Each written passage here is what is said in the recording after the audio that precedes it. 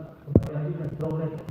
Kita mulai mendatangkan dari ini adalah mungkin cowok bentuknya ini rata-ratanya ya. And what's important to note, I said that breaststroke had the widest range of stroke rate. You're very fast and very slow. Butterfly is the opposite. Butterfly has the smallest range of stroke rates that are successful. So you're not talking from the difference from the 100 and 200 fly isn't that much. The difference within a race isn't that much. And so what that means is that there's a very, very specific range of stroke rates that means successful fly swimming. Oke ya, gaya kumpul ini berbeda ya dengan gaya dada. Kalau tadi kita belajar gaya dada itu range-nya dari gaya-gaya yang panjang sampai gaya yang stroke range-nya bisa tinggi. Kalau kita lihat stroke range-nya di gaya kumpul ya, itu nggak berbeda jauh. Berenang 100 dan berenang 200 itu tidak berbeda jauh. Ya, putra maupun putri. Kenapa? Karena memang di gaya kumpul itu berenang panjang-panjang atau berenang terlalu cepat juga nggak akan membantu. Jadi ada selisihnya sedikit sekali. Ya, range dari stroke range itu sedikit. Mau berenang berapa, jaraknya berapa. And so if you are at a stroke rate that's much slower than 48 or 52, means it's probably not a good butterfly. And I think there's your training and what you have your athletes do in practice will reflect what they do in a race. So if you're training your athletes and they're swimming very slow tempo fly, probably not very good and probably won't be very good in a race. Ya kalau jaraknya itu jadi jauh, biasanya dia bukan berenang kumpul yang bagus. Kalau kita lihat kan ini jaraknya sepertinya tambah turun. Ya kalau kita lihat gaya tadi kan dari kurang akhirnya tepat gitu ya, 100 juga 50 sampai 40 gunanya gitu. Kalau ini beda. So like I don't know how people relate fly training here in Southeast Asia, but in the US for a very long time it was train very hard, long butterfly. You have to be tough. And the way Michael Phelps trained fly, and the way that Caleb trained fly, and the way that all these other good US flyers are training fly now, is they're holding their stroke well, they're doing repeats at shorter distances, not 300, 400, 500 meter fly. It is more about like multiple 50s, multiple 75s, and so it's shorter distances where you can maintain your stroke, your technique, and your stroke rate. Ya, Russel nggak tahu cara melatih kita di Indonesia atau di Southeast Asia, di Asia Tenggara, tapi di Amerika itu cara melatih gaya kumpul itu cuma satu, ya mereka harus kuat. Ya. Orang-orang yang mau berlatih kumpul harus kuat. Ya dengan cara mereka harus banyak berenang gaya kupu di jarak yang nggak panjang ya, bukan 300 tapi 50 atau 70 meter, tapi targetnya itu lebih kecepatannya itu cepat sekali. Alright, so looking at the technique,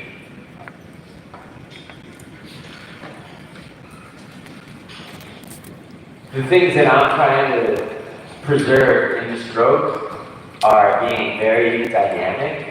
Not slow in the recovery, very dynamic, making this fast here, and then with the arms, but then also with the body as well. Hands and the body also pressing forward. So arms dynamic and then body dynamic. Oke ya, prioritas dari gaya kupu-kupu, recovery-nya itu cepat ya, atau swing-nya ya, swing-nya tangan swing di atas itu harus cepat, harus kuat ya, kemudian tangan dan posisi badannya tetap majunya ke depan. bukan ke atas tapi ke depan. And so the motion, for a long time, we looked at it as up and down. And that's the way a lot of it in the US was always looked at, is you're trying to go big up and down. And maybe that's the same here. And as with every other stroke, I apologize if that's how you're teaching it. And I'm going to say, I've tried to move people away from that. That the actual fly stroke, more accurate motion, is on forward. So you're pulling and kicking forward, and then you're pressing forward. You're pulling, kicking forward, pressing forward. So it is more flatter. The best fly is flatter and not up and down. Trying to be forward, forward, forward, not this. Oke ya, jadi di Amerika dulu itu banyak yang ngajarin gaya kubu harus ada gelombangnya, ya kan? Di sini juga pasti sama. Nah, tapi bukan gerakan yang bukan gelombang besar yang benar ya. Benar adalah yang di bawah. Gerakannya adalah maju ke depan ya. Maju terus. Ya, jadi fokusnya itu maju ke depan. Yeah, I mean, if you look at, I assume that many people are here familiar with Joseph Schooling fly, and Joseph Schooling was pretty flat. He did not press down, he didn't dive down with the hands, his body didn't come down very far. It was pretty forward, and I'll show a little bit of video of Joseph Schooling. I think he ends up in one of these videos, but it isn't this up and down, up and down. It is forward.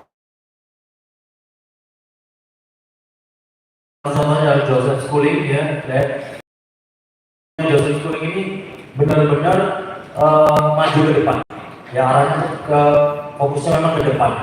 Dan yang paling sukses saat ini gaya kubu yang lebih flat, lebih rata di dalam di permukaan airnya, nggak yang gelombangnya terlalu besar. And you can see this up and forward happens with the kick and the pull. The pull and the kick, up and forward, and then on the press, yes, there's a little bit of dipping, a little bit of pressing, but for the most part, it is pretty flat. The head does not dive down. The head stays forward and pretty close to the surface, just doesn't go down way down here. It's a big mistake I see in swimmers in the US who aren't that good, is they are pressing way too much, diving the head way too much. All the good flyers, their head does not go below their body line. Oke ya, jadi tangan dan kaki itu bersamaan pada saat menuju ke atas tapi ke depan. Didorong ke depan, kemudian memang ada sedikit lengkungan di punggungnya, tapi kuncinya adalah kepalanya tidak terlalu dalam. I'm gonna try to change something for a second on my things here. Okay. Uh-oh, I messed up something.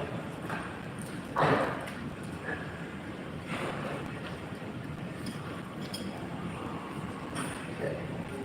Alright. I was looking for... Here we go. So, basically, yeah, we're going to talk a little bit about these aspects of the stroke, pressing forward. So, with your press forward, you're kicking and the pressing forward. You're entering and you're kicking. You're pulling and you're kicking on the next part. So, you're pressing and you're kicking. You're pulling and you're kicking. And then we'll talk about the other aspects as well. Oke ya, jadi teknik gaya kubu, ya pertama tendangan pertama. Nah, kadang-kadang tendangan pertama ini salah ya. Tendangan pertama itu tendangan pada saat kita menekan ke depan. Ya berarti pada waktu tangannya swing, itu tendangan pertama. Tendangan kedua exit. Ya. Pull sama kick barengan. Itu tendangan yang kedua, yang buat napas biasanya. Oke. And so looking at the press forward, so the important thing is that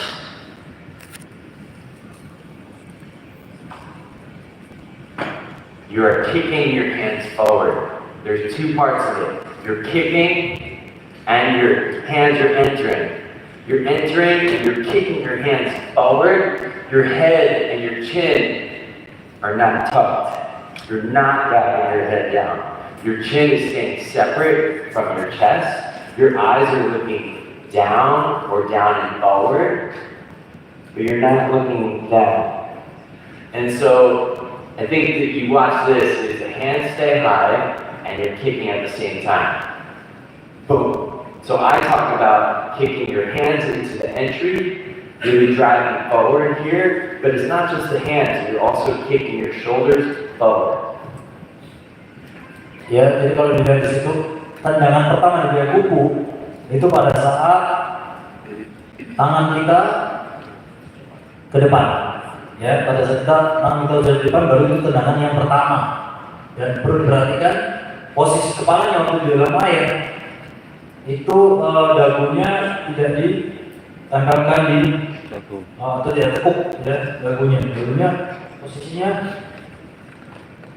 nyaman gitu, normal biasa kayak kita biasa begini. Okay. I think the hardest part of this as a coach is it's really hard to see from above water. It's really hard to see how deep someone's head is going when you can't see underwater. And so that's where, like, this is the one thing I have a hard time telling, because you can have somebody, we tell our athletes for the head to come down early from the breath. For you take the breath and you want them to drive the head back down. That's good. But you don't want them to drive the head down way too much. But you can't see that. So that's the hardest thing, is that you want to bring the head down from the breath, but you don't want to bring it too far. Ya, jadi yang kendala yang akan dihadapi pada saat kita minta anak-anak ini untuk kepalanya tidak masuk terlalu dalam supaya tidak menciptakan gelombang yang terlalu besar, itu adalah pada saat kepala anak ini memang kita ngajarnya sama ya, Russel juga bilang sama, kita naik supaya kepalanya harus masuk dulu sebelum tangannya melempar. Tapi yang perlu diperhatikan adalah jangan sampai kepalanya terlalu dalam, dan itu susah sekali dilihat dari atas. Jadi kita harus masuk dalam air untuk melihat itu. And this is also when we're coaching and we're looking at a swimmer from pool deck. In fly, we want to see the hips come up high, and this is where the hips come up high. You don't have to press deep. You don't have to press down very much for your hips to come out. And all these athletes are doing it appropriately, and their hips are coming up plenty. So you want to see high hips, but you don't have to have the athletes dive downward to get high hips. Ya, jadi intinya sama, kita mau atlet ini untuk menggunakan pinggulnya ya dan naik tinggi, tapi tidak masuk kepalanya tidak terlalu dalam. Jadi kita tidak perlu menyuruh atlet ini untuk masuk dalam supaya pinggulnya naik. Ya, masuknya biasa saja, tapi pinggulnya harus tinggi. And just other examples. This is from the 2016 Olympics in the men's 100 fly, women's 100 fly, women's 200 fly, men's 200 fly. That's Joseph Schooling, men's 100 fly, women's 100 fly, women's 200 fly, men's 200 fly. So this is pausing at the deepest press, pausing when they're pressing forward.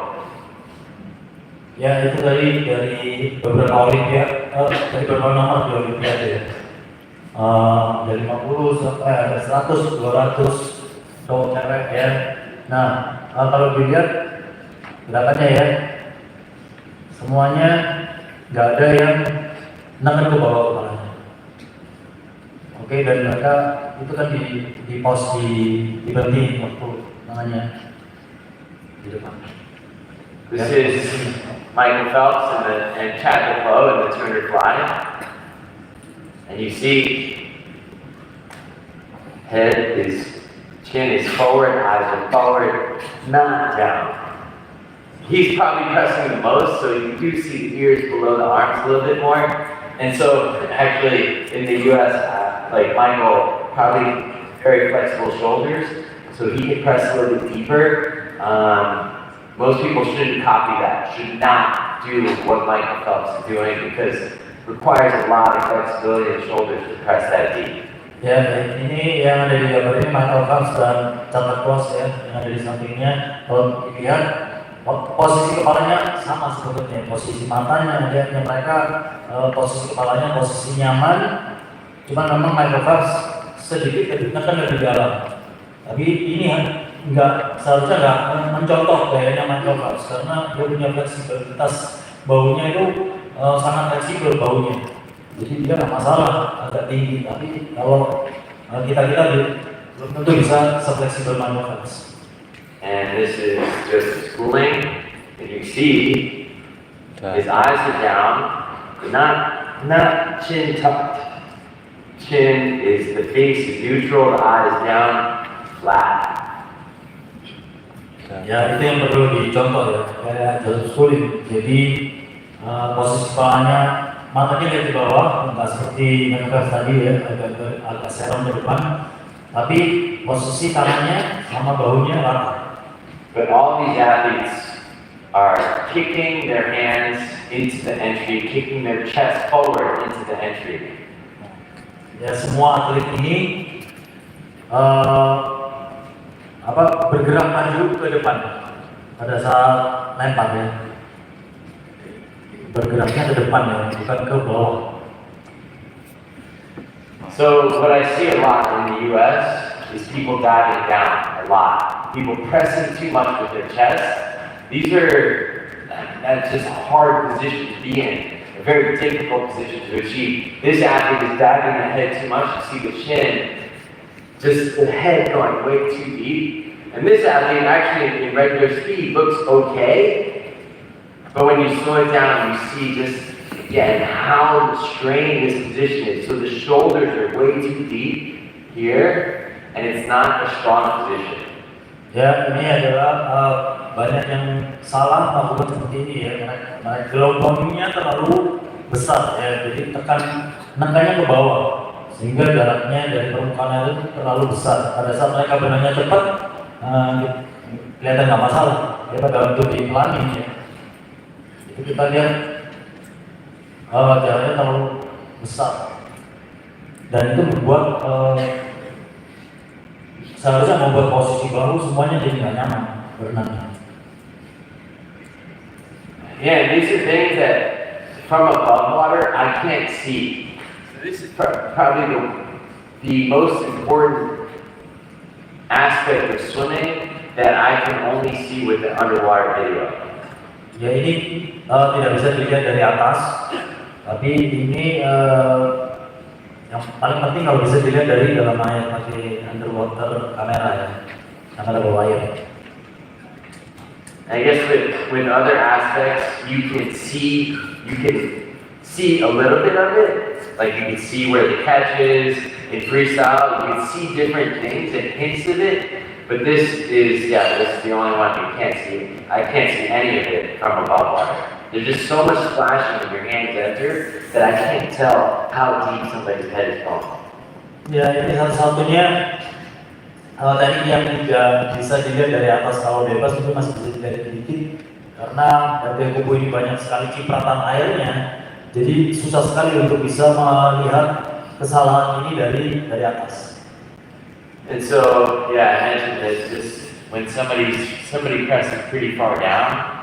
It means that you have to lift your head up a very long way to be able to get back into the surface. Usually that means that somebody's going to come up way too vertically for the breath, and I think you all probably know what that looks like from above water. When somebody has to lift their head up way too much for that breath, that's usually starting from somebody with their head way too far down. The other thing is it just creates a lot of resistance for an athlete as they're moving through the water. Ya, jadi kalau problemnya kalau kita kalau satria itu tekan badannya terlalu dalam, yang terjadi adalah eh, kesatu jaraknya terlalu jauh sehingga waktu mau ambil nafas dia membutuhkan waktu untuk naik lagi ke atas terlalu jauh. Kemudian kedua ada hambatan di belakang. So kick and press forward. And now we'll move on to the next part, which is the pull and the kick. So pulling and kicking forward. And so in this part, the first part you're entering and you're kicking, and this one you're pulling and you're kicking. And in this part, yeah, you see that the pull happens at the same time that the kick is happening. That the pull finishes here when the kick finishes. That's what you're looking for. Ya, itu yang paling penting. Ini pada tangan dan kaki secara bersamaan. Ya, ini berarti pukulan yang kedua, pukulan kaki yang kedua. Jadi tangan selesai mendorong bersama dengan kaki memukul. Ya, itu teknik yang betul. So from this entry point, what your hands are doing, and I mean mostly your hands are going to be pushing water back. Yes, your hands are going to be moving wider because it's unlike freestyle. So freestyle, you can have, I mentioned yesterday, your hands just come straight down from this point. You're just moving one arm. So it's pretty easy to do that. In fly, it's a lot harder to be able to do this. So it just starts a little bit wider. And I like that too because it enables you from this wider position. So enter in front of the shoulders, a little bit wider, and then from this wider part, you're basically hands facing back, pulling toward your center line right here. Just pulling towards the middle of your body. While you're doing this, that's when you are bringing your knees forward and then kicking. So knees bending forward, knees bending forward, and then finishing the kick and the pull at the same time as your hands are coming towards your center. Oke ya, itu dilihat ya. Kalau gaya kubu ini berbeda dengan gaya bebas. Kalau gaya bebas mungkin bisa langsung tarik karena tangannya cuma satu yang bergerak. Ya, gaya kubu biasanya kalau masuknya agak dekat, biasanya ada gerakan lebar sedikit, ya nggak langsung tarik. Ada gerakan lebar dikit, tapi kemudian tetap dorong airnya ke belakang, dan yang penting adalah bisa ketemu tangannya di bawah perut. Tangannya ketemu di bawah perut. This is also the part of the stroke, obviously, where you're taking a breath. And the way that I like to think about the breath is you are trying to set your catch, and then the head comes out of the water. So, the big mistakes that I see, little kids, they'll pull and then lift the head. Older kids will lift the head too early, usually. Obviously, you can have little kids and older kids do the opposite too. So little kids usually pull and then lift. Older kids like to try to get the breath really early. What you want to be is somewhere in between, is get the catch, then move into the breath. Oke ya, di kubu ini lihat pernapasannya, mereka mulai mengambil napas pada saat sudah posisinya sudah catch. Ya, tangannya sudah catch, pada saat mau ketemu baru dia naik. Banyak kesalahan yang dilakukan oleh anak-anak kecil itu terlambat. Ada yang baru mau narik udah mau napas. Ya, ada yang narik dulu baru napas misalnya. Ya, atau sebaliknya. And you can see from that video before, but also this video, that when the athlete is not breathing, their head is naturally rising anyway. So in this video, with the head, this athlete is not breathing, not lifting their head for the breath, but it's naturally coming up towards the surface anyway. So understanding that with that, just naturally in the movement, the head is coming close to the surface. So you're just tilting your head a little bit more. You're not doing it. You don't have to try to lift your head too much in order to take that breath. Oke, untuk posisi kepala ya, pada saat kita melakukan tangan dan kaki untuk maju ke depan, untuk bernapas. Di gambar yang atas dilihat pada saat atlet itu tidak mengambil napas, kepalanya tetap naik ke atas. Ya, di bawah kan ambil nafas. Jadi intinya adalah pada saat mengambil nafas, kita tidak perlu pergerakan kepala yang berlebihan, cukup diangkat sedikit saja. So the other part with this is that so important, probably the most important part of this is that you have to actively try to kick. You have to force to make this kick happen. This kick is so important to the stroke, and it is something that doesn't happen naturally. Ya, yang paling penting ya pada saat ada di fase ini ya, ada di fase tangan dan kaki bersamaan ya, atau sekaligus bernapas juga. Ini adalah tendangan kaki yang paling penting. Ini yang akan membuat berenang kubu itu bagus atau enggaknya di pukulan kaki yang ini. I already said that you have to bend the knee to get this kick. So the first kick, the kick on the entry, you don't have it naturally happens. I've rarely seen anybody not have that kick. If somebody's missing a kick, it's this kick, and you have to bend the knee in order to make this kick happen. You have to bring the knee forward so that you can keep the foot in the water, and you have to bring the knee forward, just like flutter kick, just like dolphin kick when I was talking about bringing the knee forward. Same thing on this kick and fly, the kick that's happening with the pull. You have to bring the knee forward. Ya, jadi kalau tendangan yang pertama pada saat kita swing itu pasti semuanya banyak yang melakukan dengan betul. Ya, tapi kalau tendangan yang kedua ini nih, yang banyak nggak tepat tendangannya. Ada yang tendang dulu baru tangannya finish. Ya, ada yang tangannya belum gerak dan tendang di tendangan yang satu ini. So in the U.S., these are good kicks. Two people with good kicks. Not good kick, and the feet are coming up too much. So you have two examples. The first two, good kick, not good kick, no kick, and then this one, the feet are coming out too much, and the feet are coming out too much. So two examples of good kick, two examples of not bending the knees, and then two examples of the feet coming out too much. Ya, jadi itu ada 6 contoh ya. Yang kedua pertama itu bagus nih, ini bagus. Ya, ini bagus. Yang ini nggak nendang. Ya, pakai tangan doang berenangnya. Yang ini terlalu ke atas kakinya. So you can see these two athletes are bending their knees very well. Not bending their knees, not bending the knees, and then if you don't bring the knees forward enough, the feet are going to come out way too much, and then you're not going to be able to kick enough a lot of water. Ya, jadi kalau kita nggak bengkokin lutut kita, yang terjadi adalah kaki kita naik terlalu tinggi, sehingga waktu kita tendang kita nggak menendang air, ya nggak banyak menendang air.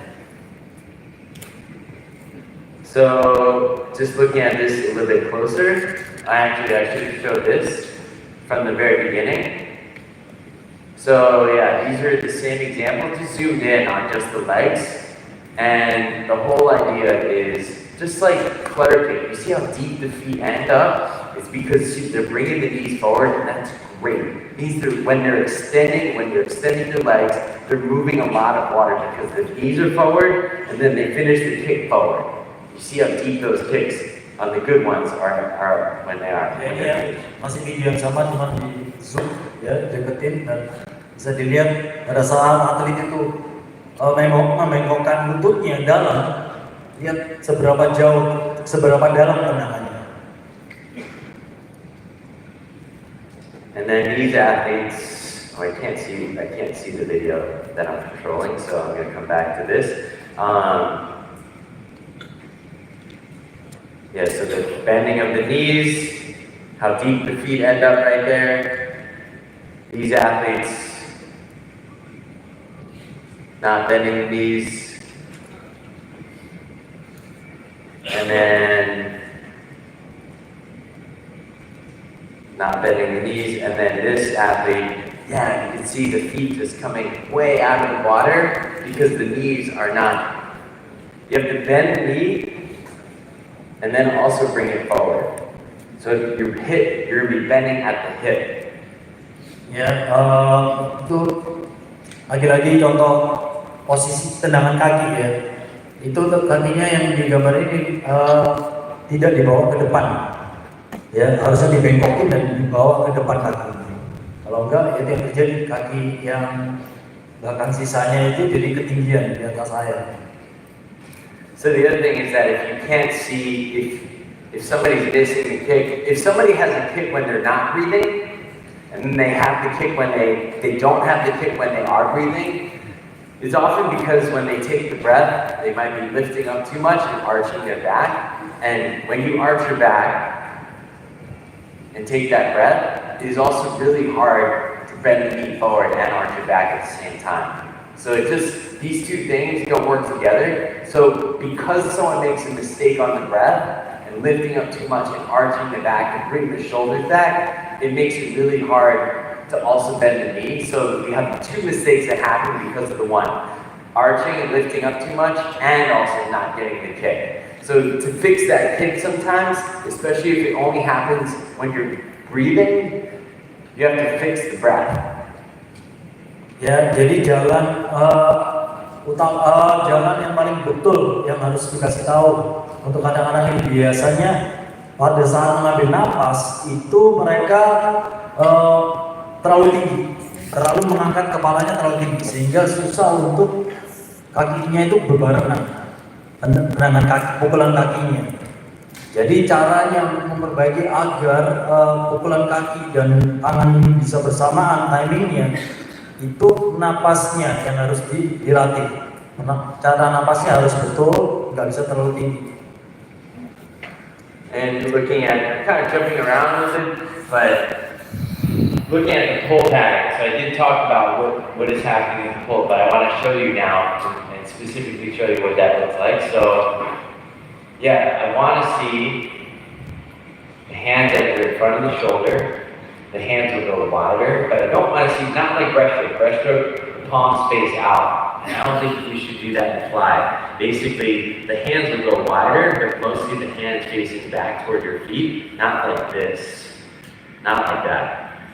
Okay, palms facing your feet, still mostly pushing water back, and then pushing water in towards your center line. And yeah, it makes that shape, just round and inward. And I really like the hands to come close underneath. Athletes that pull straight back, to be honest, they are the ones that often miss the kick too.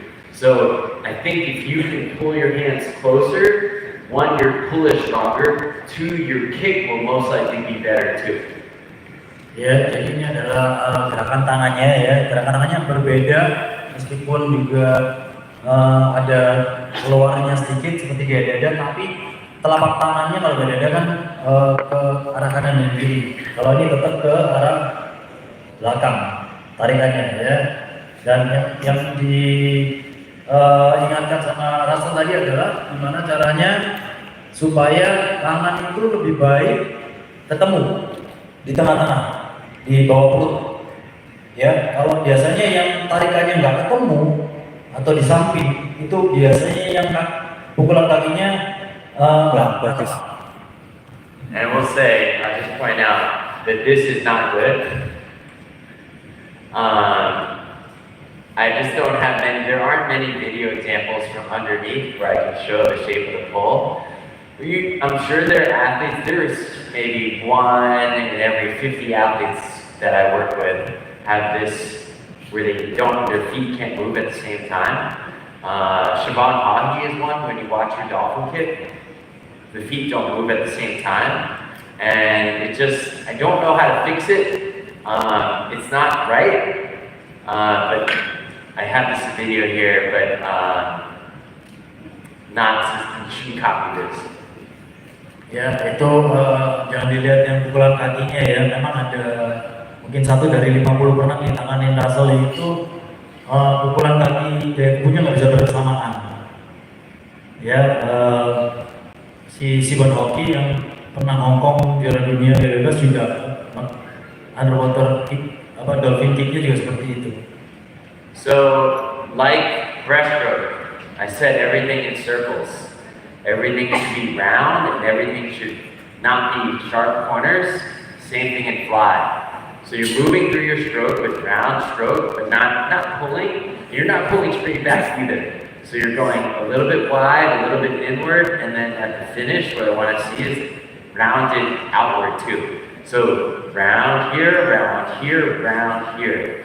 And it's this movement that makes it easy to transition into the stroke. So in the US for a long time, it was pushing back, and your hands at your thighs, and then basically very sharply trying to lift out and then come around the side. But I want to see everything be smooth, and I'm okay if your elbows come out and you come around the side, you're not extending all the way here. I'm okay with that because I want to see this smooth finish and the smooth exit to be able to transition to a good dynamic recovery. Because if you get stuck here, it's really hard to be strong and fast on the recovery.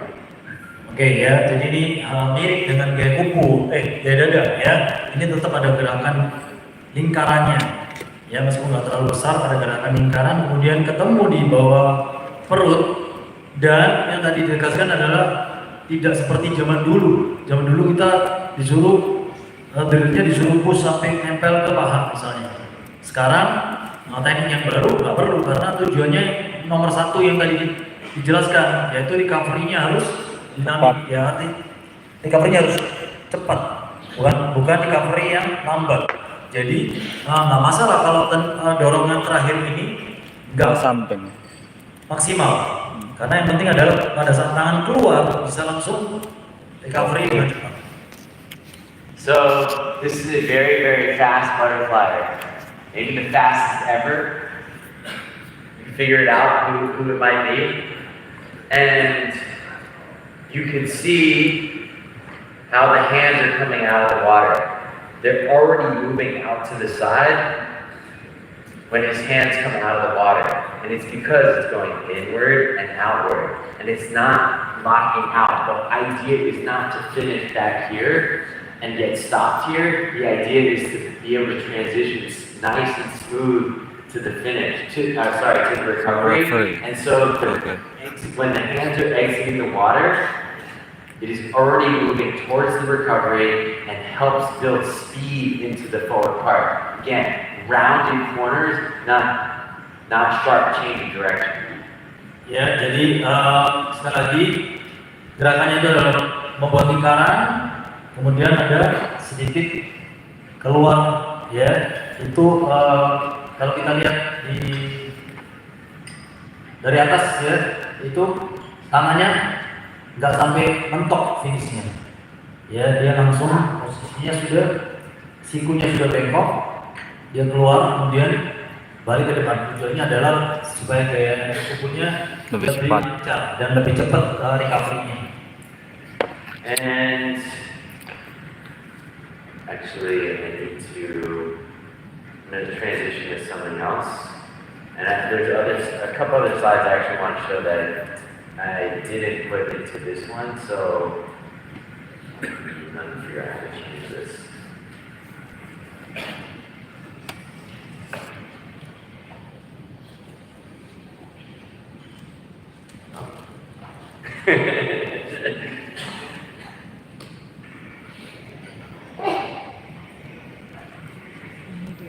No, I just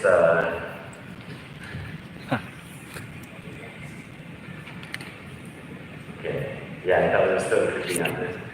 Okay, here we go.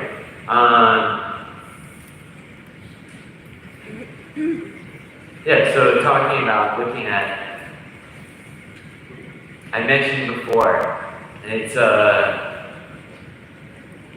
you want your head to come down from the breath. So your arms are recovering, your head is up in the breath, and I mentioned before that yes, it is correct to tell your athletes to bring their head back into the water, you see all these athletes, the head coming back down before the hands enter. So you're forcing the head back into line, back into the water. Their head is coming back before their hands enter the water. That is correct. But again, what you see here above water is good, and below water, just not going too deep. So you bring your head back, but not, and you bring your head back into line, but not past the line.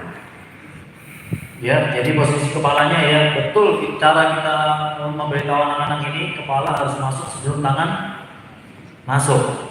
Ya, cuman yang perlu diperhatikan adalah jangan sampai kepala ini masuknya terlalu dalam. Karena semua perenang-perenang dunia ini ya, majunya ke depan, bukan ke bawah.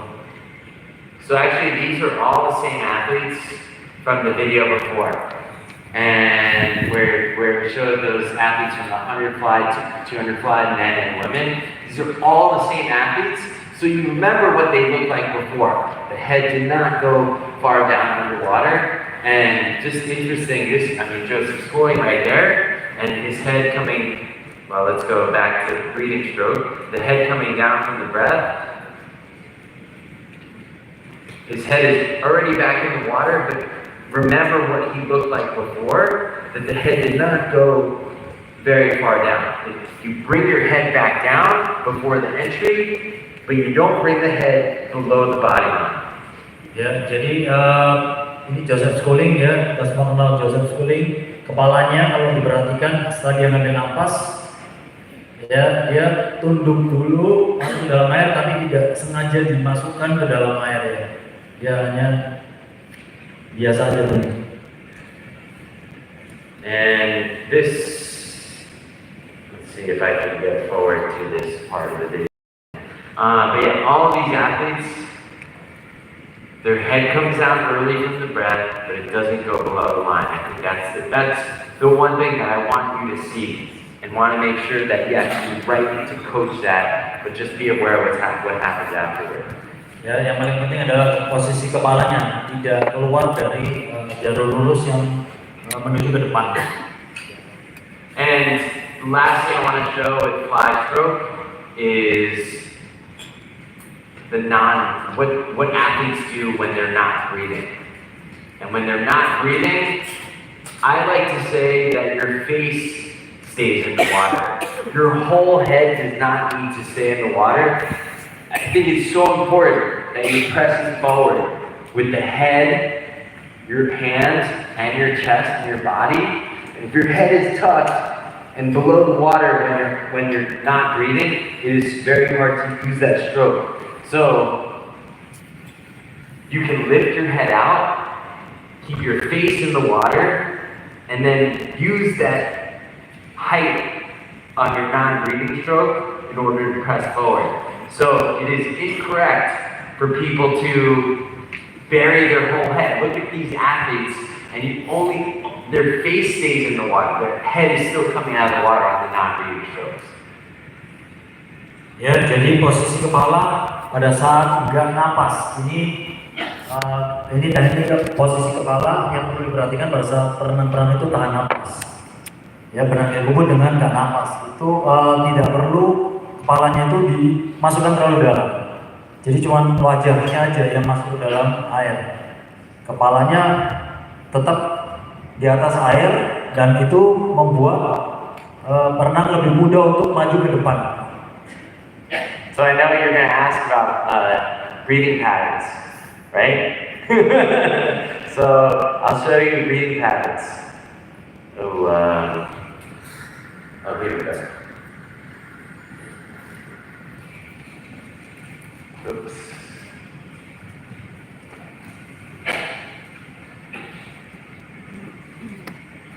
We're going to start all over again with the website, the Ask the website, and under the data,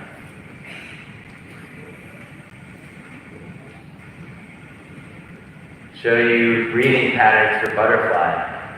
So let's go get the 100 fly breathing patterns.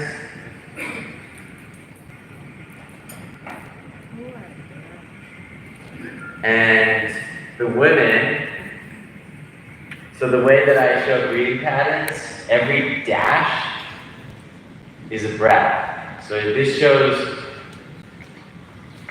2 strokes in a breath, 1 stroke in a breath, 2 strokes in a breath, 2 strokes in a breath, 2 strokes in a breath. And so when you see a dash, it means they took a breath. If there's a dash at the end of the length, it means that they breathed on the last stroke into the wall. If there's 3 strokes and then no dash, it means they didn't breathe on the last 3 strokes. Oke ya, ini datanya bisa diambil di website ASKA. Ya tadi udah dikasih tahu. Ini adalah breathing pattern ya, pattern dari pernapasan dari tubuh itu. Kalau ada garis gas itu yang garis minus itu adalah mereka ngambil napas. Ya, jadi kalau ada 2, ada 1 berarti dia 2 stroke baru napas. 1 stroke baru napas. Kalau yang di belakang sini ada yang 3 udah nggak ada apa-apanya berarti dia finish. Berarti sebelum finish dia tahan 3 stroke tanpa napas, itu tahan 4 stroke tanpa napas ya. Ada yang 6 stroke tanpa napas. Ya, jadi mereka mau finish gak ada yang napas. So, 1 means breathing every stroke. 2 means 1 up, 1 down. And the women are mostly breathing 1 up, 1 down. All the top 8 are breathing 1 up, 1 up, 1 down. Is that how you guys talk about breathing patterns? And then on the men's side, you have a lot more people breathing every stroke. So the women are breathing, it's probably split. You know, you have breathing every stroke. 4 or 5 of them are breathing every stroke.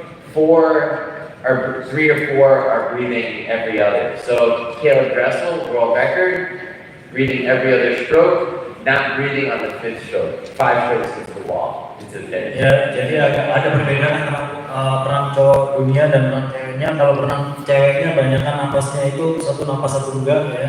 Tapi kalau cowok banyak yang napas terus, ya, terutama di waktu terakhirnya ya. Kalau dilihat di situ, Caleb Russel ya memegang rekor dunia, dia pattern napasnya agak berbeda sama kayak cewek, tapi di 5 stroke terakhirnya napas. And then 200 fly, you're going to see a lot of the same things. It's not surprising. You're going to see more men breathing every stroke. Every man breathing every stroke, except for Christoph Milak. So every male swimming breathing every stroke in every 50, except for Christoph and in the first 50 and Christoph in the second 50. And then everybody's breathing every stroke on the third 50, and everybody's breathing every stroke on the fourth 50. And the women, just like the 100 fly, will have more breathing pattern. So you'll have more breathing patterns, all except one person is breathing 1 up, 1 down. You have a little bit of 2 up, 1 down. When you see 1, 2, 1, 2, that's 2 up, 1 down. And so you have just different variations. The women, so if I would generalize, the women maintain more of a breathing pattern. In the 100 fly, you have more 1 up, 1 down. In the 200 fly, you have more 2 up, 1 down. The men are breathing every stroke. As it relates to your athletes and your young swimmers, everybody here should be teaching their athletes to breathe 1 up, 1 down, at least. And the reason is that when you're young and learning, your breathing stroke isn't as good. Your breathing stroke makes you slower. These athletes that are better, their breathing stroke is better. Is it the best? Probably not. But I would say that it's better than what your little kids are doing. So you breathe less and you get faster. Oke, ini contoh dari perenang kubu 200 meter, pattern dari pernapasannya ya.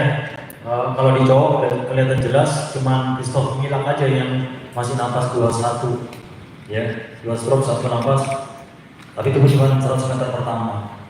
Yang lainnya kebanyakan napasnya ya napas terus itu kalau berenang 200 meter. Tapi kalau kita lihat di cewek, ini masih banyak yang masih ada pattern, ada 2 kali napas, 2 stroke baru napas, 2 stroke baru napas. Nah itu yang tadi dianjurkan oleh Russel bahwa kita mengajari atlet junior atau atlet yang masih kecil ya, itu napasnya harus 21. ya dia harus ada satu stroke yang napas, satu stroke yang napas. Karena pada saat mengambil napas itu banyak sekali nanti yang miss, ya secara timing kakinya, kaki dan tangannya. Jadi lebih banyak yang miss. Jadi kita lebih menganjurkan mereka untuk napasnya ya tetap diajarin itu 21. And it's the same thing for freestyle. And it's your kids, your young athletes, they're not as good at breathing as the older athletes. And while I say that, the Australian women in freestyle are better than everyone else in the world, and they are breathing less than everybody else in their 100 freestyle and 200 freestyle. So I think the rest of the world should be paying attention to that and breathing less, just like the Aussie women are breathing less. Ya sama, untuk gaya bebas ya, kita tahu bahwa perenang-perenang gaya bebasnya Australia itu yang terbaik di dunia, dan mereka rata-rata perenang Australia itu yang putri ya itu napasnya sedikit paling sedikit dibandingkan dengan atlet-atlet dari luar. Seharusnya kita lihat itu dan mengajarkan murid-murid kita untuk ya napasnya nggak setiap stroke napas. So I just have a few drills that I'd like to show, and the first one, is this the first one? I can't tell. Let me see. It is the first one. So there's different ways that you can start this, but I think the hardest thing with fly is teaching the timing with the kick. And so as you're moving through, like this is all I'm asking, and you can start with flutter kick. So I probably wouldn't start with this. I'd probably start with flutter kick. And so they're doing flutter kick and just moving up and down. And from here to here, the flutter kick. The snorkel makes it way easier. So doing everything but the snorkel. So after doing flutter kick and this, I'm teaching them to kick here and kick here, kick here and kick here. Ya, ini cara melatih anak-anak kecil untuk supaya timing kakinya tepat ya dengan tangannya. Nah ini ada drillnya. Kalau Russel pertama ngajarin pakai kaki gaya bebas ya, tapi gerakannya cuma begitu ya, dari begini dibuka dikit balik, buka dikit balik, akhirnya baru pakai kaki gaya kuku itu untuk nendang pada saat tangannya di sini dan nendang pada saat tangannya begini, tendang. Kalau pakai snorkel jauh lebih membantu. So this one is obviously much better. This is what it should look like. This timing, that athlete not as good. So this athlete, yes. Ya, yang atlet paling bawah ini paling bagus, tapi yang sebelah sana tadi kurang bagus. And then moving from there, pulling all the way through. So instead of just this, pulling all the way through and a kick. And kind of the same thing. We'll look at just that first athlete pulling through, this athlete right here. A kick and pulling, and then kick on the recovery. Kick on the pull, kick on the recovery. Kick on the pull, kick on the recovery. And so you're going to see, obviously, when you're teaching your athletes, it's not going to be perfect, but the goal is kick here, kick here. Kick here, kick here. Starting from here, kick here. So start just with little movement and then big movement. But I like the underwater, like with snorkels and with moving the hands underwater, just trying to keep it simple. Give drills in fly especially, trying to give athletes the opportunity to succeed. Not trying to trick them and make it harder than it already is. I want them to succeed in pieces, and if they can succeed in the little pieces, then maybe they can do it in the big, when you put it all together.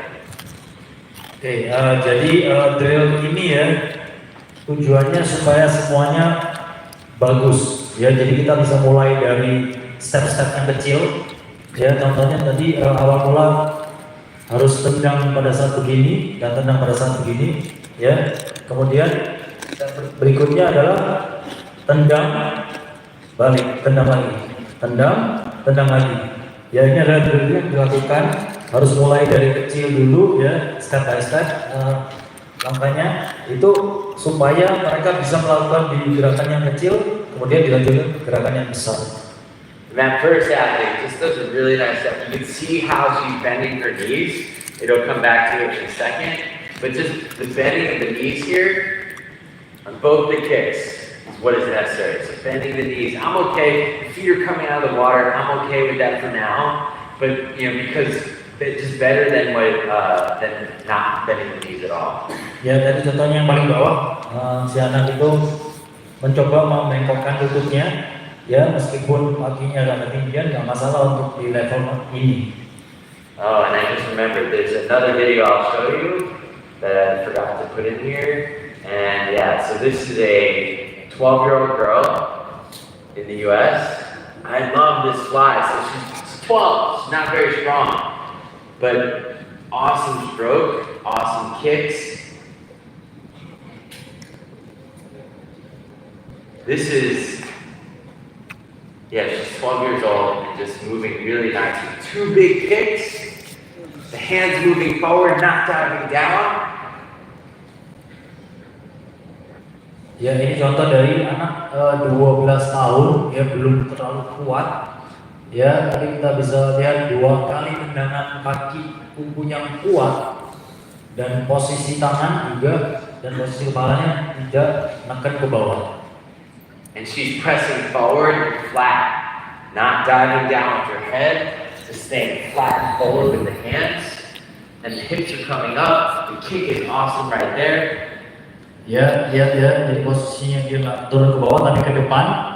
Posisi kepalanya juga oke, dan posisi tendangan kakinya dan juga pinggulnya keluar. And then this awesome second kick right here, big knee bend. Kicking all the way through. First kick on the entry. Ya dilihat timingnya, ya pada saat tendangan yang keduanya, tendangan pertama, tendangan kedua bareng dengan tangan keluar. And let's see, there's one other. This is a 13-year-old. Let me see if I can find it. You know what? I think I might have. Oh, let's see it here. Looking.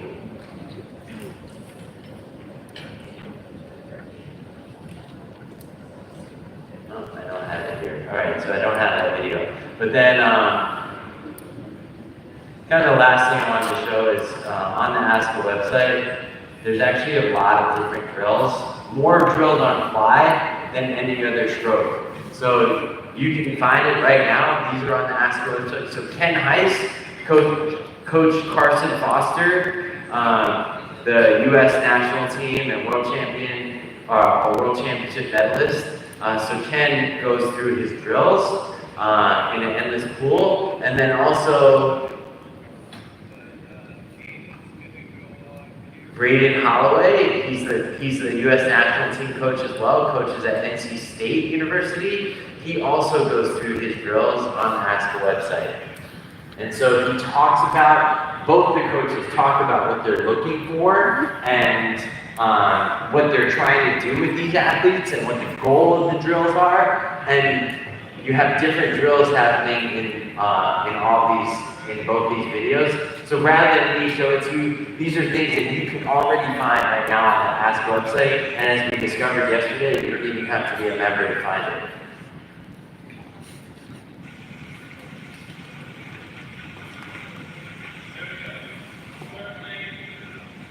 Ya itu tadi adalah contoh, ada 2 contoh dari 2 pelatih top di Amerika ya. Satu pelatih di tadi di mana ya? Yang kedua di NC State ya, itu mereka melakukan drill ini. Karena drill kayak kuku menurut Russel paling banyak drillnya yang bisa dilakukan di websitenya ASCA, jadi bisa dicari nanti ya. This is where Bobby Coach Bobby Ventura coach. This isn't Bobby, but Ya betul, ini adalah pelatih dari perenang Indonesia dulu, Bobby Muntoro. And yeah, he talks about the drills. Here's the thing, everything I talked about with what I'm trying to do in technique, both the coaches, this and Ken Heiss, so Braden and Ken, their drills very much teach in the way that teaches the technique that I just talked about and broke down the stroking. So all these drills are very important, and I would say really support what I'm trying to talk about. Nah ya, jadi drillnya banyak sekali itu. Saya juga baru tahu ya kan. Jadi coba kick, terus yang move cuma satu tangan. Jadi dimulai dengan satu tangan supaya timingnya tepat. Alright, let's talk questions. Oke, ada pertanyaan di dari buku? Alright, we have a few in the back. We'll just wait for the microphone. And almost there. We have all the microphones up here.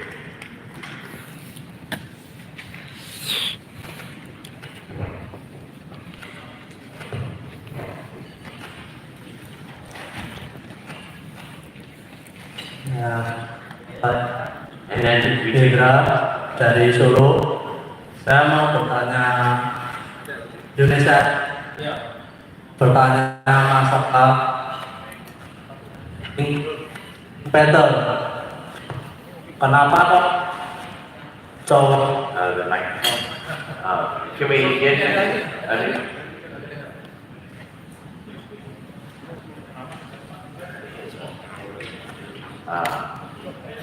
all the microphones are running out of battery in the last session.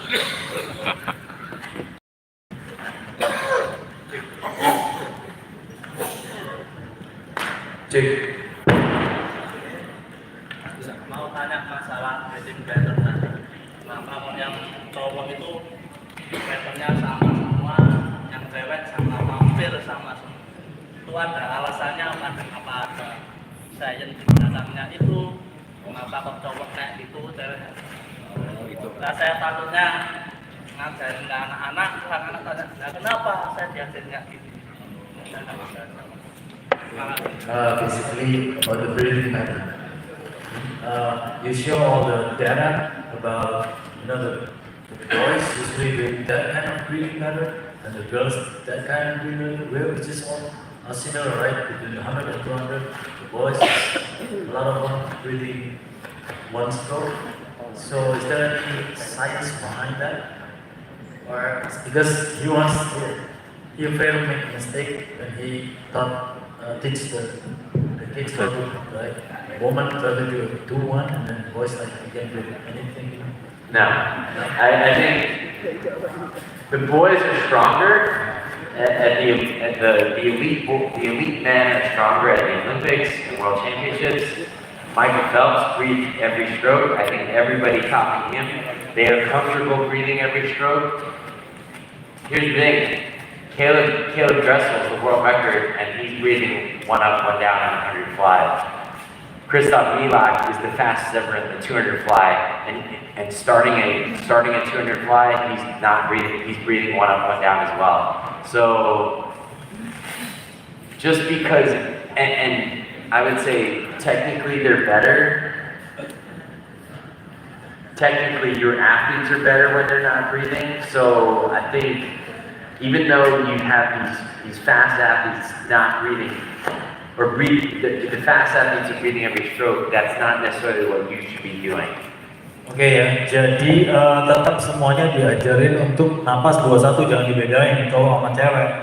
Bukan berarti tadi itu data yang ada di situ itu kalau cewek napasnya banyak kan yang 21, cowok napas setiap stroke gitu ya, setiap gaya. Tapi tetap kita ngajarnya harus tetap napasnya 21 karena mereka kan tekniknya kan jauh lebih bagus saat mereka tahan napas.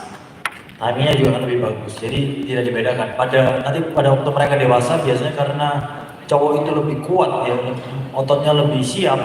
Mereka banyaknya memang napas tiap kali atau satu stroke satu napas. Here's the other thing, is that in the U.S. especially, this is what I see, is that the women aren't as strong as men. The women in the U.S.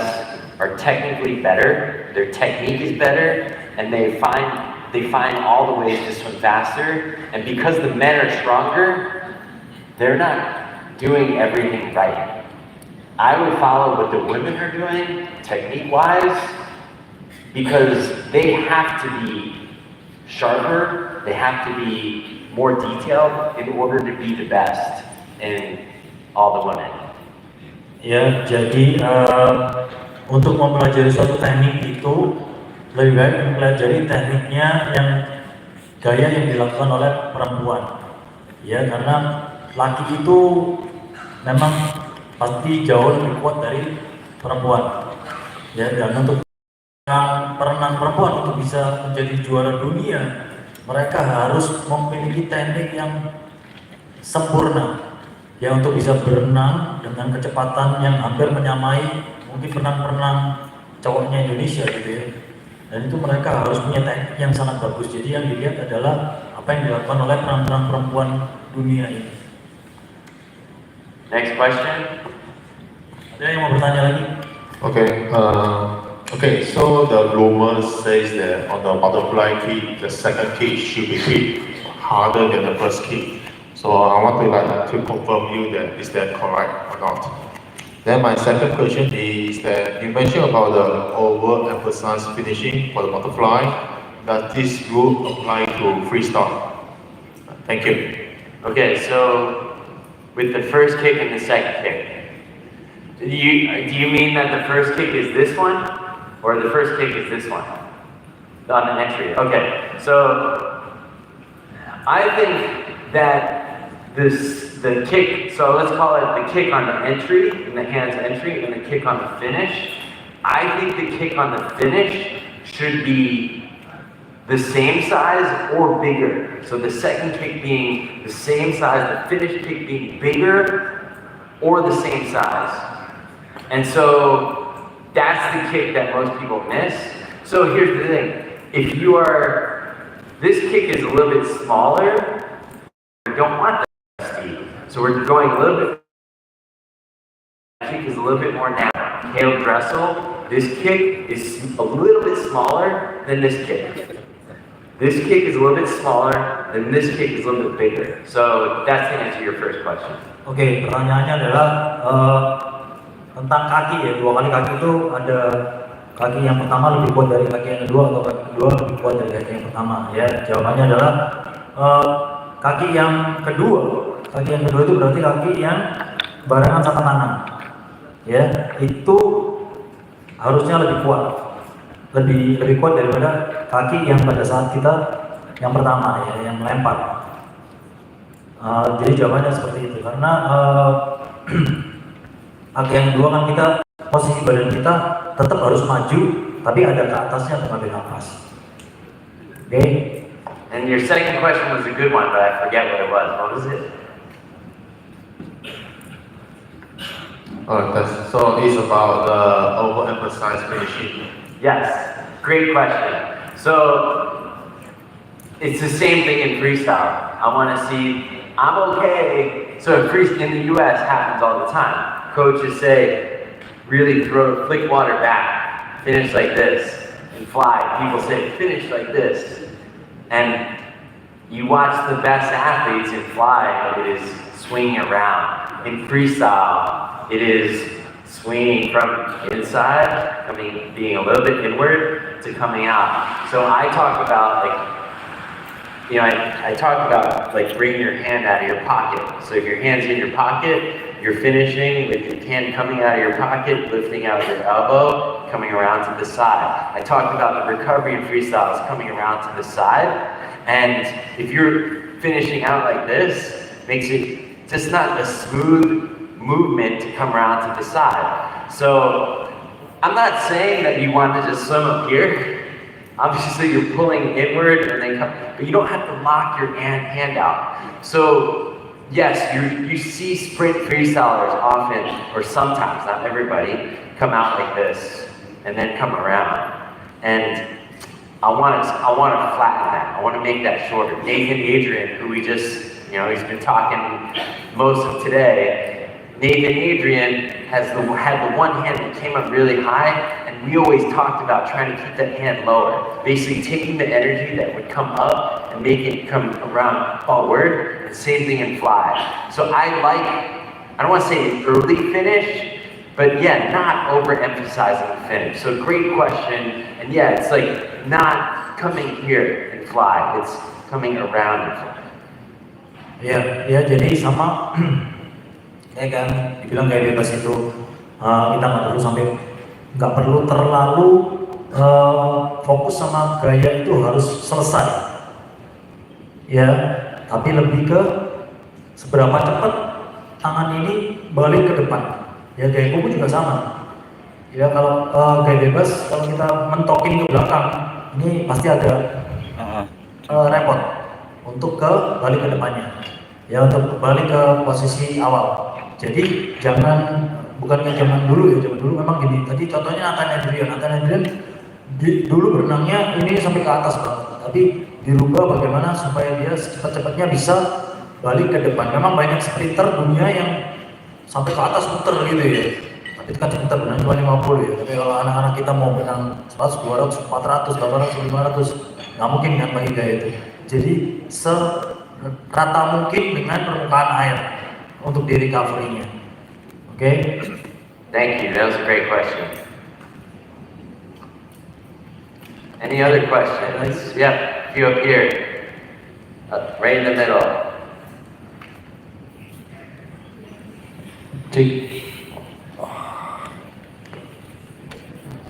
Hi. Just a quick question about the breathing pattern again. I considerably checked that men and women have a different breathing pattern. You think it's with a matter about their body composition, about their aerobic capacity, or also I read one of the article about constant breathing, which requires if you want to swim faster, you want oxygen on your body to make sure to bring that CO2 outside your body. We know oxygen is the fuel of the body. So on the breathing pattern, how it's correlated to that part. Yeah, I guess, yeah, there's definitely signs that you need oxygen to be able to move and move as effectively as possible. I guess I feel like younger boys should be able to tolerate it, should be able to move and effectively, holding their breath. If every stroke is a little over a second, they can breathe instead of once every second, once every 2 seconds. I think that's okay. You know what I should document? I should document what the best 18 and unders are doing. And that could probably be a little bit more accurate and reflective of what you should be teaching your athletes. So now I'm going to do that. I will do that. I will put that on the website because I think that is probably more accurate as to what you should be teaching your athletes. What a 25 to 30-year-old male is doing maybe shouldn't apply to what you're doing. But great question. I totally understand the science that breathing is good. I guess there's the trade-off. If you're a 15-year-old boy and your breath is coming up every time, should you breathe every stroke? Probably not. You're probably going to be faster if you do one of those strokes, one every other stroke, much, much better. And so I would say there's just more mistakes that happen for teenage boys that you should probably take no breath. Ya, pertanyaannya bagus sekali ya, tentang pernapasan itu ya, pattern dari pernapasan itu, karena banyak sekali artikel ya ataupun sains yang bilang bahwa karena ini untuk melatih anak supaya napasnya sesering mungkin tadi ya. Jadi karena apa? Karena kita oksigen itu bisa membuat itu tenaga. Ya, dan dengan semakin banyak kita masukkan oksigen, semakin banyak karbon dioksida yang bisa kita keluarkan dari tubuh kita. Dan itu karena anak kecil itu kita arahnya latihannya adalah latihan jarak atau distance ya, maka harus lagi dilatih untuk menahan napas gitu. Nah, jawabannya kalau untuk secara teknik ya tahan napas itu akan membantu perbaikan teknik. Ya, tapi kalau untuk betul sekali tadi dibilang Mas, kalau misalnya untuk secara sainsnya memang oksigen itu bisa menambah lebih kuat, lebih tahan lama latihannya, itu nanti justru Russel dalam kesempatan dari pertanyaan ini akan membuat penyelidikan ya untuk anak-anak 18 tahun ke bawah itu apa yang dibutuhkan untuk lebih tepatnya, apakah harus apa pernapasannya, patternnya harus seperti apa, itu belum ada websitenya ASKA yang baru Russel berpikir untuk masukin. Here's the other thing I say, is that when I tell kids that when they're breathing stroke, when their stroke when they're breathing gets just as fast as their stroke when they're not breathing, then maybe you can start breathing more at a race. But most kids their breathing stroke is a lot slower. And I don't know, you can probably measure if you do a 50 fly, have them do a 50 fly with breathing every stroke, and then 50 fly not breathing, no breathing, and just maybe compare. Obviously, they could try harder on the breathing stroke and try less hard on the non-breathing, but the most likely, they're not as good breathing every stroke. So that's just the best evidence possible, the best data possible that you should not breathe every stroke for a young athlete. Oke, jadi yang paling bagus adalah pada saat kita melihat anak-anak kita berenang, kita bisa melihat tekniknya atau bicara rate ya ini. Pada saat dia napas sama nggak napas itu sama kok. Ya kalau dia lebih lambat pada saat dia napas, ya berarti dia harus tahan napas latihannya, harus sering tahan napas gitu. Karena data yang dikumpulkan oleh Russel adalah pada saat top atlet itu berenang bagus pada saat napasnya itu ya pada saat enggak pada saat tahan napas. Ya teknik yang paling bagusnya di situ. Dan pembuktiannya bahwa anak-anak kecil itu harus dilatih tahan napas lebih banyak supaya tekniknya lebih bagus. I also realized I've been asked to talk about wearables, so we'll talk about that too, but you had your hand up for a question.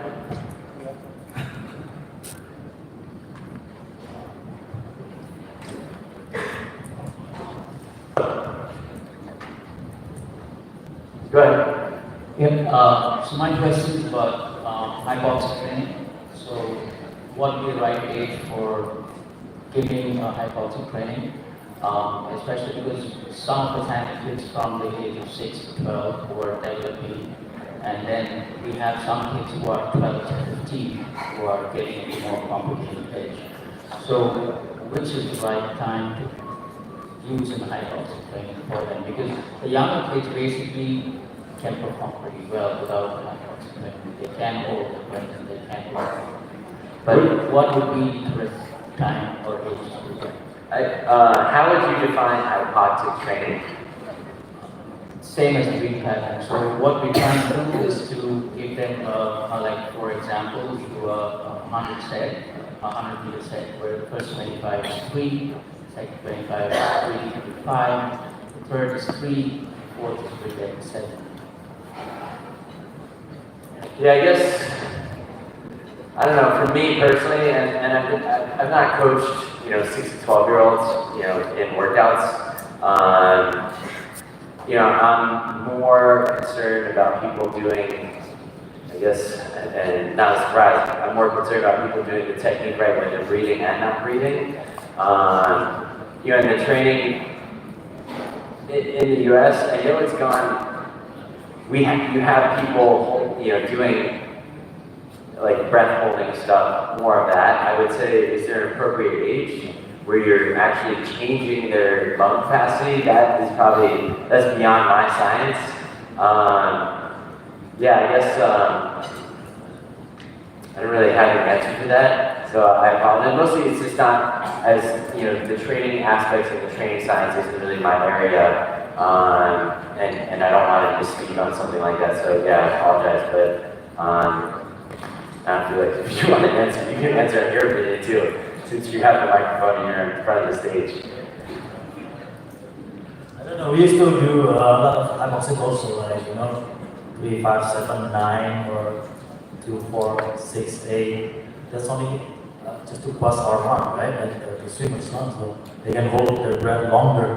But in terms of which is good or not, I don't agree with Russell. Because when they're holding their breath, usually they go faster in the stroke. In the stroke rates, getting faster when they try to hold 8, hypoxic 8, or hypoxic 9. So I don't think that's any help for the technique, but for the lung, yes. Okay, I'm gonna translate Indonesia. What age are you doing that? We were doing since maybe 12. Okay. Yeah. Oke ya, jadi tadi pertanyaannya tentang hypoxic itu penting nggak ya? Penting. Kalau Russel ini orangnya straight teknik, ya karena memang dia saintis. Jadi dia nggak peduli dengan pernapasan, yang penting bagaimana tekniknya jadi jauh lebih bagus. Ya, karena itu memang tujuannya. Karena Russel ini kan researchnya tentang pemenang-pemenang top level dunia. Jadi kalau ditanya tentang tadi pernapasan, dia nggak punya jawabannya. Jadi ya saya bantu jawab, tapi saya pun juga nggak tahu juga ya. Cuman latihan hypoxic ya memang kita pakai, tapi bukan tujuannya bukan untuk memperbaiki teknik, tapi lebih ke pernapasannya supaya jauh lebih kuat. I've completely lost track of time, so at what time? Mr. Song, are we keep going or? Okay. Again, one of the Wearables? yeah. Okay. So the question that with wearables, and if we have time, we can come back to fly questions as well. Are swimming wearables important in today's training? And to be honest, it's not the wearable that is most common. The common wearables in the US are more for, I would say, training readiness and recovery is what most of the US teams are using wearables for, and the professional team so I'm familiar with basically all of the top US teams, and I'm familiar with Siobhan Pahi and her training and the wearables that are used, and it's I'd say most people are using, the most common one would be the Whoop. So the Whoop is what people use, and again, mostly for heart rate and recovery. And then the Tempo Trainer Tempo Trainer most universal across every single program in the US. Not all the time, but using it specifically, it sets. And then the Whoop, probably second most. Others like Tritonwear, well, let's start with that. Yang kita akan tadi ada pertanyaan tentang bagaimana teknologi itu ya yang dipakai oleh teman itu bisa dijelaskan dalam naskah ini ya. Kalau menurut Russel tadi ada 2 alat yang dipakai hampir di seluruh Amerika.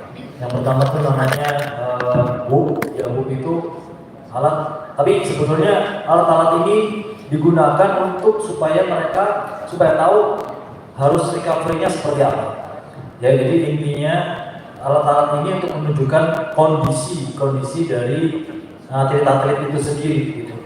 Jadi memakai alat-alat ini canggih untuk tahu nadi, untuk tahu badannya ya. Jadi nadinya semua itu sebenarnya tujuannya untuk recovery. Ada Whoop yang nomor 1, kemudian yang kedua tadi ya kalau ada alat yang dipakai yang banyak sekali dipakai Tempo Trainer.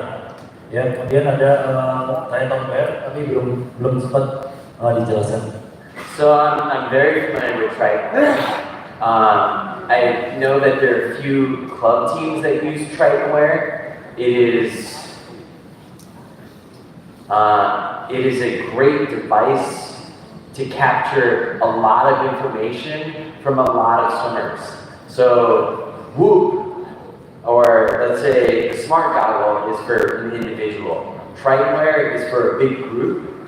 It is a lot of data for a coach to manage and for a coach to see. So you just have to be prepared that, like, how you might want to use it, and it's not necessarily, it's a lot to manage for, you almost need somebody to spend time to be able to look at a Tritonwear. Jadi kalau book dengan ya alat-alat yang lain kayak smart goggles itu kan untuk masing-masing individu. Ya, jadi lebih gampang collect datanya, ngambil datanya. Tapi kalau Tritonwear, ya ini untuk klub yang punya pemenangnya banyak sekali. Ya, ini untuk klub yang punya pemenangnya banyak sekali dan bisa diambil semua datanya. Cuman kembali lagi, harus ada orang yang mendedikasikan dirinya untuk mengumpulkan dan mengelola data itu. Jadi nggak asal beli terus dipakein terus siapa yang mau in-charge untuk mengelola data itu. Maybe you can show it to the website what Whoop is and then what is like in Aurora. Yeah. So Whoop, let's see. I don't know.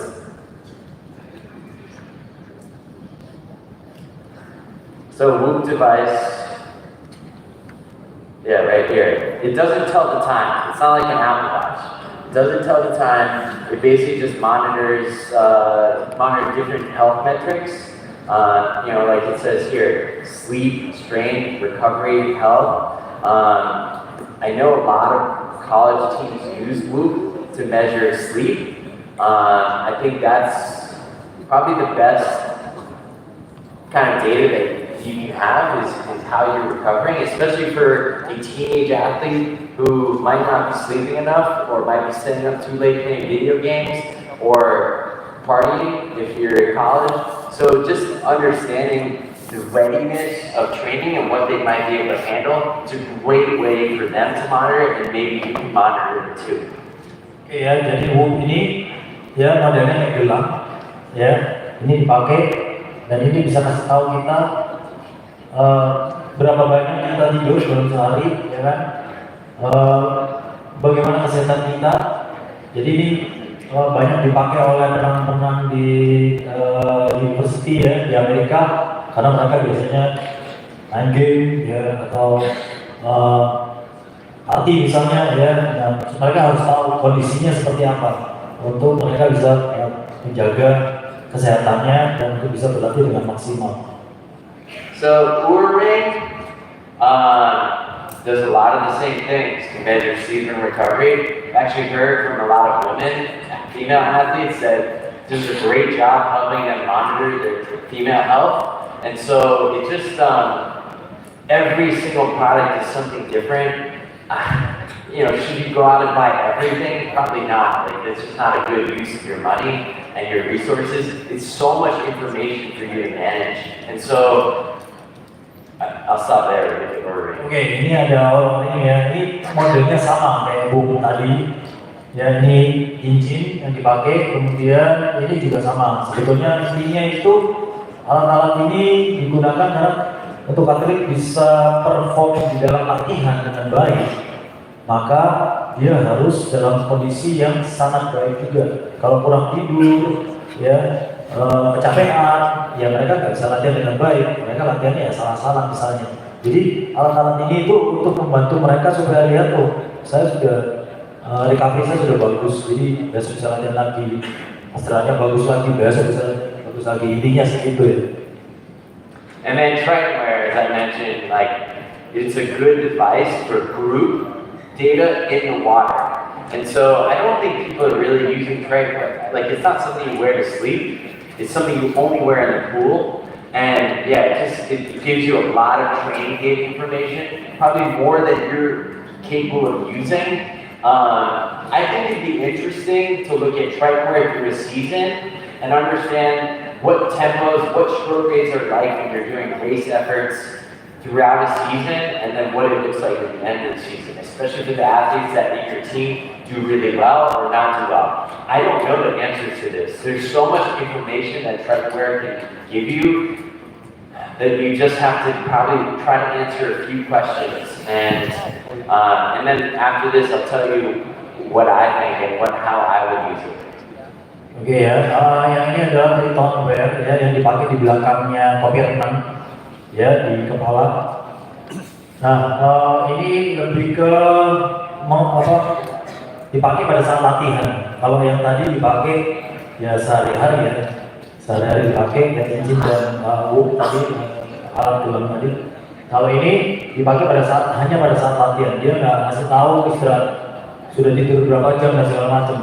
Dan ini biasanya digunakan untuk mengoleksi data pada saat latihan berat atau latihan dengan intensitas yang tinggi ya, pada saat di awal musim sampai pada masa perlombaan misalnya. Nah ini biasanya mereka cari data untuk mempelajari. Kadang-kadang ada yang bagus, ada yang nggak bagus misalnya hasilnya gitu. Ada yang latihan yang bagus, pokoknya enggak. Nah ini untuk data, pengumpulan data tersebut. And here's where I am using technology. I would say that for a big group, if you have an idea, okay, probably 15 and under, probably not using that much, to be honest. I'm trying to get their technique right. I'm trying to get them to move well in the water. And so trying to monitor their data is really, like, there's so many more things you can do to get better before you should start monitoring their data. So getting their technique right, and then once they get to a senior level of training, where they're, at the top of junior nationals, not maybe junior national, but the top of junior nationals, and then maybe moving into the top of senior nationals. These are the times when I would be monitoring what they're doing in their best races, how it compares to what I'm seeing with my eyes. If there are technique opportunities that I'm seeing and their tempos are really slow too, then I'm trying to make it so that, yes, fixing the tempo, so it's fixing the technique, so it's fixing the tempo. And so I'm using the tempo to try to verify and confirm what I'm seeing with my eyes and technique. I wouldn't jump. The technology is not going to give you the answers. The technology can help you and help guide what you're doing, but it's not going to fix anything. So it will always come down to trying to change the technique to be better, trying to change the training so that the technique can last longer and be at a tempo and stroke rate with the technique being proper too. Oke ya, jadi kalau menurut Russel mungkin peralatan ini dipakai bukan untuk anak-anak yang di bawah 15 tahun ya. Yang pertama kali berarti perlu diperhatikan adalah gimana caranya teknik berenangnya itu benar. Itu yang nomor satu. Ya, mungkin kalau sudah jadi juara kelompok umur yang mau mungkin kelompok berdua, kelompok umur satu yang bisa masuk dan bersaing dengan atlet-atlet senior baru, kita bisa menggunakan peralatan-peralatan ini. Karena peralatan-peralatan ini sebetulnya hanya sifatnya membantu. Dia bukan memberikan memberitahu kita semua data dengan jelas. Ya, tapi hanya membantu. Misalnya tadi contohnya perbandingan antara perenang kita dengan juara dunia, apa yang bisa kita lakukan? Ya, temponya seperti apa? Apa yang bisa kita, tapi yang paling penting adalah tetap fokusnya pada teknik, gerakan pada setiap gaya. Dalam latihan tetap fokusnya pada teknik. So just an example, these are the top athletes that I'm working with now. Siobhan Haji, that I'm spending time with, knowing what they're doing, giving them information. Siobhan Haji, Lydia Jacoby, Tori Huss, 3 different programs. And all of them, it's the same thing.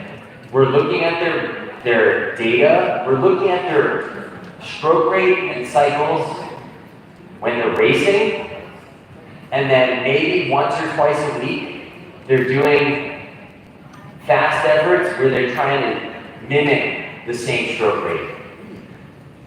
Besides that, they're only using the tempo trainer to try to do that. So I'm collecting the data during races. They're using that information to try to replicate that in practice once or twice or 3 times a week. Ya, sekelas pemenang dunia yang tadi disebutkan itu ya, Sigon hoki, terus Lydia Jacobi, and Tori Huss. Tori Huss ya, mereka itu pemenang level dunia ya, mereka aja menggunakan ini hanya 2 minggu sekali untuk perbandingan ya. Sehari-harinya ya cuma pakai tempo trainer katanya untuk melatih rate-nya. Ya, jadi peralatan ini tidak perlu digunakan di atlet-atlet yang masih kecil-kecil misalnya. Ya, tapi ini untuk atlet-atlet yang udah levelnya udah memang dia ada di level atas. What questions about wearables and technology? Ada nggak? Ada lagi yang mau tanya tentang apa aja yang kalian ingin? I'm trying to ask a question on what about lactate and your heart rate. So, heart rate, yeah, like that's, I guess, heart rate is definitely used a whole lot more. I know that Siobhan Hage's training group uses heart rate a lot more. They use a polar heart rate monitor that goes inside the cap, or clips on the goggles, and you can monitor that as you're swimming. And yeah, that's I should not have skipped over that, but I just forgot about it. The Texas women are using a bigger heart rate monitor that goes across the chest. So the polar heart rate monitor that goes around the chest, you can collect group data on it better. So, like the coach can see the data from all these different monitors and saves it, the one that goes across the chest. The one that goes on the goggles, you can see it real time, but it doesn't save it and collect it the same way. So it's just harder to monitor it if you're a coach or a trainer, or somebody somebody monitoring the health of your athletes. The polar monitor, but yeah, heart rate monitor for sure. Lactate, I don't, at least with the training groups in the US, and Siobhan Hage's training group, they don't use lactate ever. I know it's used a little bit more in Australia. I would say, first of all, it takes some staff to be able to monitor that. I would say people are using it to see, again, like they're training where they are in their training to see how quickly they're recovering, and how much they're building in their lactate. It's valuable data, but I would say you need to collect it regularly, and you need to be able to have the people to collect it and manage all that data. Obviously, there's only one way to collect lactate data, and that's through blood. And so it is a little bit more invasive and takes a little more time. And I asked the question is that in most of Southeast Asian countries, most of the swimmers think that's like using decentralized swimming. So that will help to see whether they are really training right with the lactate test. Can you say that again? I can't really hear it because I don't know what's happening back there. I'm saying that the Southeast Asia region, most of the swimmers are collected. Most of them will be decentralized training, right? Not like in US where you are group for 4 years, right? Decentralized training, and when you come, usually that's the best way to test whether they are really training or not with lactate and heart rate, right? Yeah, I guess. If you can collect it over time consistently, there's value in it, and I think it can be revealing if you are collecting that data. There's good stuff to be found in that. Yeah, absolutely. Ya, jadi pertanyaannya itu perlu nggak sih heart rate monitor sama laktat tes? Ya kalau heart rate monitor, ya perlu ya. Tapi kan ada banyak jenis. Ada yang polar yang ditaruh di dada kita, ya itu bisa mengkoleksi data banyak sekali pernah dan juga bisa nge-save. Tapi ada juga varsity yang ditaruh di kecamatan renang itu ya, tapi dia nggak bisa nyimpen data yang nggak bisa selalu menyimpan data. Ya, jadi ada plus minusnya. Kemudian laptop tes itu biasanya digunakan untuk supaya kita kalau mau pakai laptop tes, kalau menurut Russel kita harus pakai secara reguler ya. Memang untuk melihat kondisi atletnya ada di level mana, recovery seberapa lama butuh recovery-nya supaya dia balik ke kondisi normal misalnya. Karena laptop itu kan naik kemudian berapa lama turun, berapa siklon yang harus dilakukan seperti itu loh. Dan itu harus dilakukan setiap kali. Kalau cuma dilakukan sesekali itu juga menurut Russel nggak ada gunanya karena di Australia dipakai, tapi di Amerika pernah sekali beresiko Nokia aja dari Hong Kong itu ya, dari dunia juga nggak pernah pakai itu lah. Ada lagi pertanyaan yang lain? Mungkin nggak usah tanya masalah teknologi atau laptop atau apa ya, tapi apa yang sudah kalian pelajari ya, misalnya dari start, dari buku-buku dari bebas apa kira-kira yang menurut kalian ada masukan mungkin, ada masukan drills, ada masukan atau ada pertanyaan apapun yang mau ditanyakan mumpung Russel ada di sini. Jadi kalian bisa dapetin jawabannya langsung. Oke, that's it.